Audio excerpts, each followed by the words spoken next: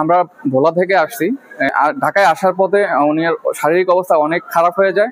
ইলিশা লঞ্চঘাট থেকে ঢাকায় আসতে আমাদের অনেক দেরি হয়ে যাওয়ার কারণে মাঝপথে আমরা বাংলাদেশ কোস্ট গার্ডের জরুরি সেবায় 16111-এ ফোন দিয়ে আমরা তাদের সহায়তা নিই। নারায়ণগঞ্জ পাগলা থেকে কোস্ট গার্ডের সদস্যরা আমাদেরকে রেস্কিউ করে। আমরা নিউরোসায়েন্সে যাই। নিউরোসায়েন্স থেকে আমাদেরকে সোহরাওয়ার্দী হাসপাতালে রেফার করে। আমরা আসলে কোস্ট গার্ডের সহায়তা না নিলে এত তাড়াতাড়ি কোনোভাবেই আমরা এখানে পৌঁছাতে পারতাম না, হয়তো আমাদের রোগীর অবস্থা আরো ক্রিটিক্যাল হয়ে যেত। না, আপনাদের এই সেবার মাধ্যমে দেশে অনেক সাধারণ রোগী উপকৃত হবে।